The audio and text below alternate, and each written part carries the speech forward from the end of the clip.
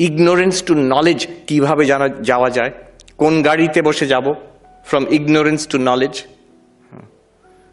Only one vehicle will take us from ignorance to knowledge. অজ্ঞান থেকে জ্ঞানে একটাই গাড়ি আছে, একটাই উপায় আছে, সেটা হচ্ছে এনকোয়ারি, বিচার। সাধারণত যখনই আমরা জ্ঞান চাই যে কোনো ব্যাপারে, ট্রেনটা কখন ছাড়বে, এই এনকোয়ারি। গুগলকে জিজ্ঞেস করি আমরা, যে কোনো প্রশ্ন আমাদের আজকাল গুগল বলে দেয়, সেটা কি, আমাদের প্রশ্নটা হচ্ছে enquiry. And what will Google give us? The answer, knowledge. জ্ঞান, অজ্ঞান থেকে জ্ঞানে যেতে গেলে বিচার চাই। আর বিচারটা কাজ করবে, কারণ কি, যে বস্তুটা আমরা খুঁজছি সেটা এখানেই আছে, এখনই আছে, আর আপনি সেটা। কি জিনিসে এনকোয়ারি করব?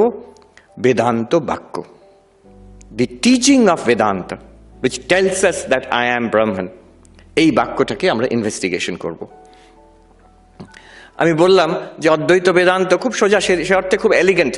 The entire corpus of বেদান্তিক literature can be compressed into ওই ব্রহ্ম সত্য জগৎ মিথ্যা জীব ব্রহ্মৈব না পারো, আরো কম্প্রেস করা যেতে পারে।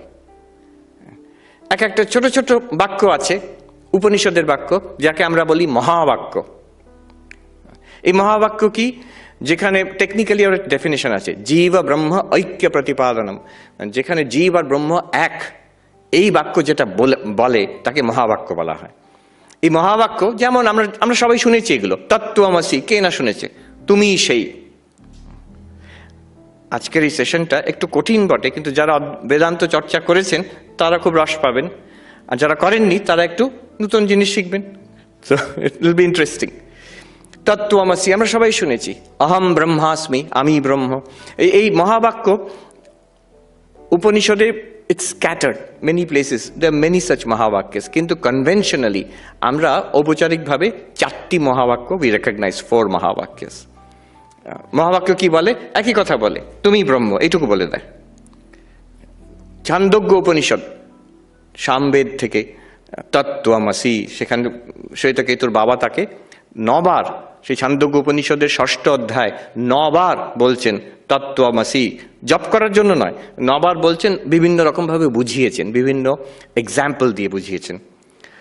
এটা ছান্দোগ্য উপনিষদে আছে। বৃহদারণ্যক উপনিষদে আছে অহম ব্রহ্মাস্মি, যজুর্বেদের অহম ব্রহ্মাস্মি।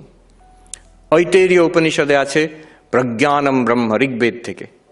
প্রজ্ঞানম ব্রহ্ম মানে এই যে চৈতন্য চেতন আমরা এখনই অনুভব করছি, আমরা সবাই, we are all conscious, we are all aware.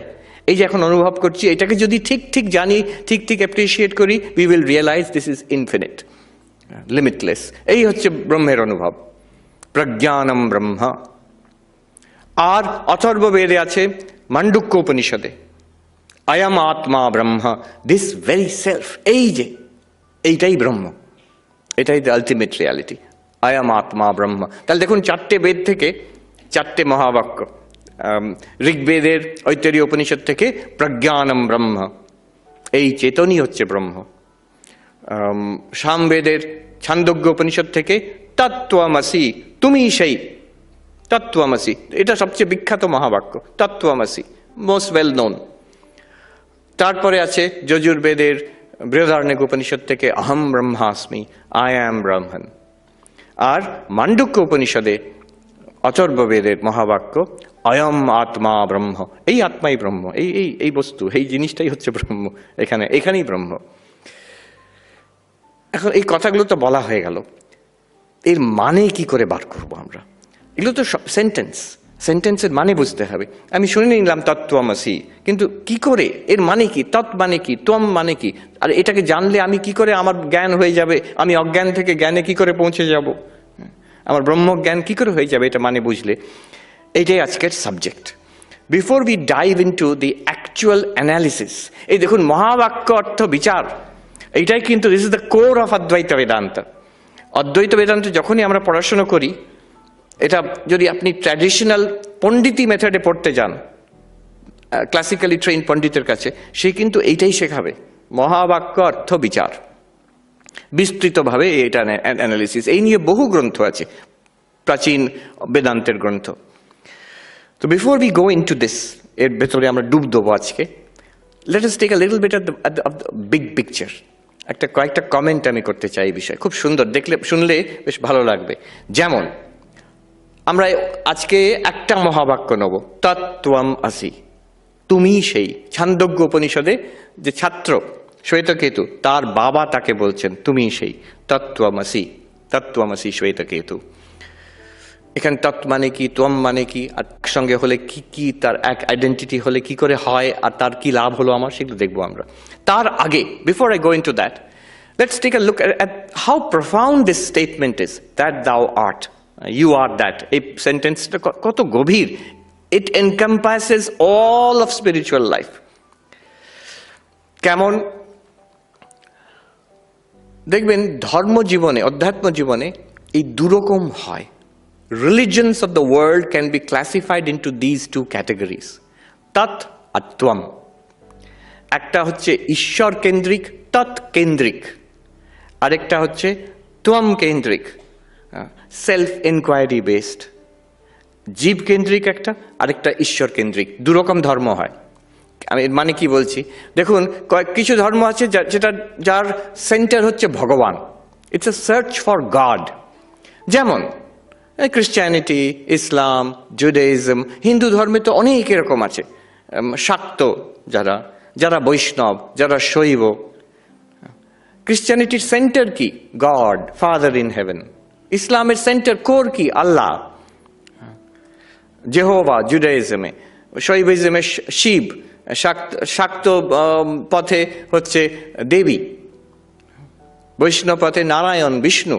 God, basically a god centred religion. এখন পাশ্চাত্য দেশে এইরকম ধর্মই আছে, এছাড়া কিছু বোঝে না, যেহেতু ইট ওয়াজ হেভিলি ক্রিশ্চিয়ান। তো গড রিলিজন তো গড সেন্টারই হবে, আর কি হবে? না, আরেক রকম রিলিজন আছে যেটা আমরা ভারতবর্ষে খুবই ভালো করে বুঝি প্রাচীন সময় থেকে।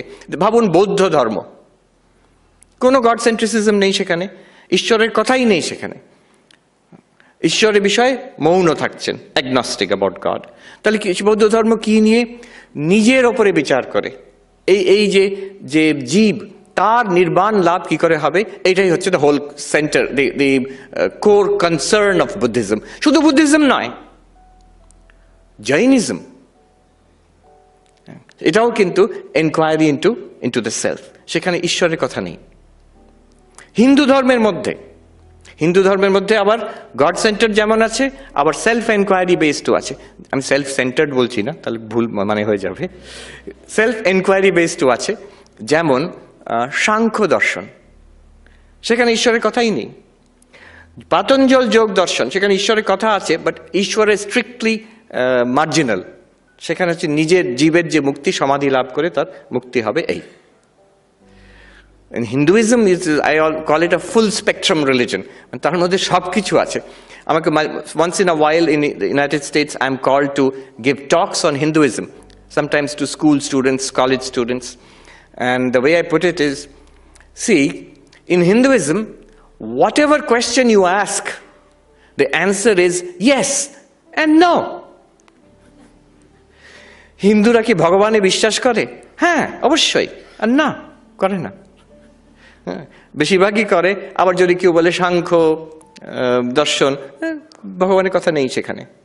এমনকি অদ্ভুতভাবে মীমাংসা দর্শনেও, যা এনশিয়েন্ট পূর্ব মীমাংসা দর্শনে, সেখানে সগুণ ব্রহ্ম ঈশ্বরের কথা নেই। আচ্ছা, গড কি মেল, পুরুষ? হিন্দুরা কি বলে? আমরা তো অনেকে হাসছে, বলছে ইয়েস অ্যান্ড নো। তিনি পুরুষ রূপেও আছেন। We worship God in the female form also. The worship of Devi is a very ancient tradition in India, very widespread, বিশেষ করে এইখানে বঙ্গদেশে।